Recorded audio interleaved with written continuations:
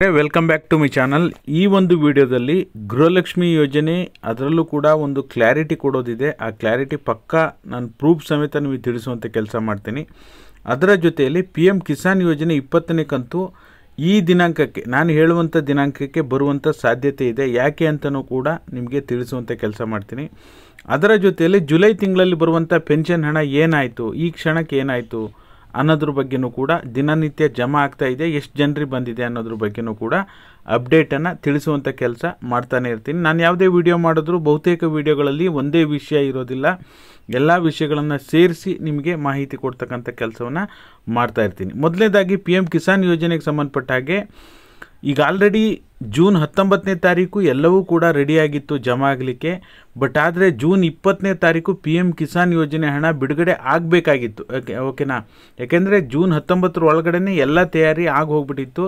ಯಾಕೆ June 20ಕ್ಕೆ PM Kisan ಯೋಜನೆಯ 20ನೇ ಕಂತು ಜಮಾ ಆಗಲಿಲ್ಲ ಅಂತ ನೋಡೋದಕ್ಕೆ ಹೋದರೆ, ಅಲ್ಲಿ ನಿಮಗೆ ನೀವು ಗಮನಿಸ್ತಾ ಇರ್ಬೋದು, ಜೂನ್ 12ನೇ ತಾರೀಕು ಅಹಮದಾಬಾದಲ್ಲಿ ಏನು ಏರ್ ಕ್ರ್ಯಾಶ್ ಆಯಿತು, ಅದರಲ್ಲಿ 240 ಜನ ಮಂದಿ ಮೃತಪಟ್ಟರು. ಇದಕ್ಕೆ ಸಂಬಂಧಪಟ್ಟ ಹಾಗೆ ಯಾವುದೇ ಪ್ರಧಾನಿ ನರೇಂದ್ರ ಮೋದಿಯವರು ಯಾವುದೇ ಇವೆಂಟ್ಗಳನ್ನು ಹಮ್ಮಿಕೊಳ್ಳಿಲ್ಲ. ಓಕೆನಾ? ಯಾವುದೇ ಇವೆಂಟ್ಗಳನ್ನು ಹಮ್ಮಿಕೊಳ್ಳದೇ ಇರೋ ಕಾರಣಕ್ಕಾಗಿ ಯಾಕೆ ಅಂದರೆ ಪ್ರತಿ ಕಂತನ್ನು ಕೂಡ ಬಿಡುಗಡೆ ಮಾಡುವಾಗಲೂ PM ಕಿಸಾನ್ ಯೋಜನೆ ಪ್ರತಿ ಕಂತನ್ನು ಬಿಡುಗಡೆ ಮಾಡುವಾಗಲೂ ಒಂದು ಸಮಾವೇಶವನ್ನು ಮಾಡಿಬಿಟ್ಟು ಆ ಸಮಾವೇಶದಲ್ಲಿ ಒಂದು ರಿಮೋಟ್ ಕಂಟ್ರೋಲನ್ನು ಪ್ರೆಸ್ ಮಾಡುವ ಮೂಲಕ ಅದನ್ನು ಲಾಂಚ್ ಮಾಡ್ತಾಯಿದ್ರು. ಪ್ರತಿ ಕಂತುಗಳನ್ನು ಕೂಡ ಇದೇ ರೀತಿಯಾಗಿ ಲಾಂಚ್ ಮಾಡುವಂಥದ್ದು. ಹಾಗಾಗಿ ಯಾವುದೇ ಸಮಾರಂಭಗಳನ್ನು ಮಾಡಲಿಕ್ಕೆ ಅವರಿಗೆ ತೊಂದರೆ ಆಯಿತು, ಅದರಿಂದ ಎಕ್ಸ್ಟೆಂಡ್ ಆಗ್ತಾ ಹೋಯಿತು. ಆಮೇಲೆ ಜುಲೈ 2ನೇ ತಾರೀಕಿಂದ ವಿದೇಶ ಪ್ರವಾಸ ಮಾಡಿರೋದ್ರಿಂದ ಈಗ ಬಿಹಾರದಲ್ಲಿ ಜುಲೈ 18ನೇ ತಾರೀಕು ಭಾರಿ ಸಮಾವೇಶ ಇರೋದ್ರಿಂದ ಅವತ್ತು PM ಕಿಸಾನ್ ಯೋಜನೆಯ 20ನೇ ಕಂತಿನ ಹಣ ಬಿಡುಗಡೆ ಮಾಡುವಂಥ ಸಾಧ್ಯತೆ ಇದೆ. ಇದ್ರ ಬಗ್ಗೆ ನಿಮ್ಗೇನು ಕ್ಲಾರಿಟಿ ಬೇಕಿತ್ತು ಅದನ್ನು ಕೊಟ್ಟಿದ್ದೀನಿ. ಹಾಗಾಗಿ ಜುಲೈ 18ಕ್ಕೆ PM ಕಿಸಾನ್ ಯೋಜನೆ 20ನೇ ಕಂತು ಜಮಾ ಆಗುವಂಥ ಸಾಧ್ಯತೆ ಇದೆ ಅಂತ ಯಾಕೆ ಹೇಳ್ತಾ ಇದ್ದೀವಿ ಅಂದರೆ, ಇನ್ನೂ ಕೂಡ ದಿನಾಂಕ ನಿಗದಿಪಡಿಸಿಲ್ಲ. ಇನ್ನೊಂದು 4-5 ದಿನ ಇದ್ದ ಹಾಗೆ 18ನೇ ತಾರೀಕಿಗೆ 4-5 ದಿನ ಇದ್ದ ಹಾಗೆ ದಿನಾಂಕವನ್ನು ನಿಗದಿಪಡಿಸ್ತಾರೆ. ಓಕೆನಾ? ಇನ್ನು ಗೃಹಲಕ್ಷ್ಮಿ ಯೋಜನೆಗೆ ಸಂಬಂಧಪಟ್ಟಾಗ ಹೇಳಬೇಕು ಅಂದರೆ, ಇದುವರೆಗೂ ಸಹ ನಿಮಗೆ ಆಗಸ್ಟ್ 2023ಕ್ಕೆ ಗೃಹಲಕ್ಷ್ಮಿ ಯೋಜನೆ ಲಾಂಚ್ ಆಗಿ ಜಮಾ ಆಗಲಿಕ್ಕೆ ಶುರುವಾಯಿತು. ಅಲ್ಲಿಂದ ನೀವು ಸೆಪ್ಟೆಂಬರ್ ಮಂತಿಂದ ಅಂತ ಕ್ಯಾಲ್ಕುಲೇಟ್ ಮಾಡ್ಕೊತ ಬಂದರು. ಇದುವರೆಗೂ ಸಹ ಮಾರ್ಚ್ವರೆಗೆ ಕೇವಲ 20 ಕಂತುಗಳು ಮಾತ್ರ ಜಮಾ ಆಗಿದೆ. ನೀವು ಕೂಡ ಗೂಗಲ್ನಲ್ಲಿ ಹೋಗಿ ಜಸ್ಟ್ ಗೂಗಲ್ ಓಪನ್ ಮಾಡಿಬಿಟ್ಟು ಆಗಸ್ಟ್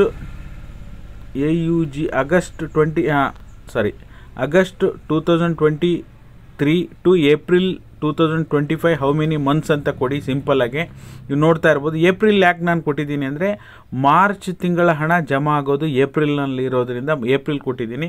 20 ಮಂತ್ಸ್ ಕಂಪ್ಲೀಟ್ ಆಗುತ್ತೆ ಅಂದರೆ 20 ತಿಂಗಳ ಹಣ ಜಮಾ ಆಗಿರುವಂಥದ್ದು. DBT ಕರ್ನಾಟಕ ಆ್ಯಪಲ್ಲೂ ಕೂಡ 20 ಕಂತು ಮಾತ್ರ ತೋರಿಸುತ್ತೆ. ಹೌದು, ಇದನ್ನೆಲ್ಲ ನಾನು ನಿಮಗೆ ಹೇಳ್ತಾ ಇಲ್ಲ ಗೈಸ್. ಓಕೆನಾ? ಆದಷ್ಟು ಈ ವಿಡಿಯೋನ ಶೇರ್ ಮಾಡಿ, ಲೈಕ್ ಮಾಡೋದನ್ನು ಮರಿಬೇಡಿ. ಪ್ರತಿಯೊಬ್ಬರು ಲೈಕ್ ಮಾಡಿ, ಸರ್ಕಾರಕ್ಕೂ ಕೂಡ ರೀಚ್ ಆಗಲಿ. ಪ್ರತಿದಿನ ನಾನು ಸರ್ಕಾರ ಏನು ಈಗ ಮಾಧ್ಯಮದವ್ರು ಕೇಳೋ ಪ್ರಶ್ನೆನ ನಾವು ಕೇಳ್ತಾ ಇದ್ದೀವಿ. 20 ಕಂತುಗಳು ಮಾತ್ರ ಬಿಡುಗಡೆ ಆಗಿರೋದು, 2 ಕಂತುಗಳು ಬಿಡುಗಡೆ ಆದರೆ ಮಾತ್ರ ಇನ್ನು ಜೂನ್ ತಿಂಗಳ ಹಣ ಬರೋದು ಬಾಕಿ ಇದೆ ಅಂತ ಅರ್ಥ. ಓಕೆನಾ? ನಿಮಗೆ ಸಿಂಪಲ್ಲಾಗಿ ಇದ್ರ ಬಗ್ಗೆ ಕ್ಲಾರಿಟಿ ಕೊಟ್ಟಿದ್ದೀನಿ.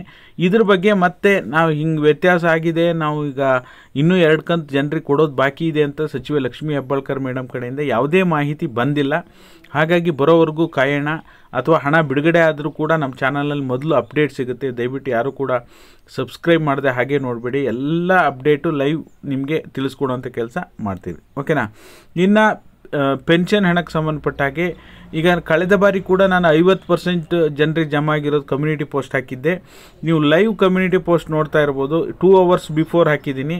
59% ಜನ ಜಮಾ ಆಗಿದೆ ಅಂತ ವೋಟ್ ಮಾಡಿದ್ದಾರೆ, 49% ಜನ ಜಮಾ ಆಗಿಲ್ಲ ಅಂತ ವೋಟ್ ಮಾಡಿದ್ದಾರೆ. ಇದು ಜುಲೈ ತಿಂಗಳಲ್ಲಿ ಬರುವಂಥ ಪೆನ್ಷನ್ ಹಣ, ಅದ್ರ ಬಗ್ಗೆ ಮಾತಾಡ್ತಾ ಇದ್ದೀನಿ. ನಿಮಗೂ ಕೂಡ ಜೂನ್ ಮತ್ತು ಜುಲೈ ತಿಂಗಳ ಪೆನ್ಷನ್ ಹಣ ಬಂದಿದ್ದರೆ ಬಂದಿದೆ ಅಂತ ಕಮೆಂಟ್ ಮಾಡಿ, ಇಲ್ಲ ಅಂದರೆ ಇಲ್ಲ ಅಂತ ಕಮೆಂಟ್ ಮಾಡಿ. ಕಮೆಂಟ್ ಮಾಡೋದು ಒಂದೇ ಅಲ್ಲ, ನೀವು ಈ ರೀತಿಯಾಗಿ ವೋಟ್ ಮಾಡೋದ್ರ ಮೂಲಕನೂ ಕೂಡ ಸಪೋರ್ಟ್ ಮಾಡಿ. ನಮಗೊಂದು ಅಕ್ಯುರೇಟಾಗಿ ಅಂಕಿಅಂಶಗಳನ್ನು ಕಂಡುಹಿಡಲಿಕ್ಕೆ ಅನುಕೂಲ ಆಗುತ್ತೆ ಅಂತ ಹೇಳ್ಬೋದು. ಓಕೆನಾ? ಹಾಗಾಗಿ ಏನಿದೆ ಈ ಕ್ಷಣದ ಮಾಹಿತಿಯನ್ನು ನಿಮಗೆ ತಿಳಿಸುವಂಥ ಕೆಲಸ ಮಾಡಿದ್ದೀನಿ. ವಿಡಿಯೋ ಇಷ್ಟ ಆದರೆ ಲೈಕ್ ಮಾಡಿ, ಶೇರ್ ಮಾಡಿ, ಸಬ್ಸ್ಕ್ರೈಬ್ ಮಾಡಿ. ವಿಡಿಯೋ ನೋಡಿದ್ದಕ್ಕಾಗಿ ಧನ್ಯವಾದಗಳು. Thank you all. Thank you so much for watching.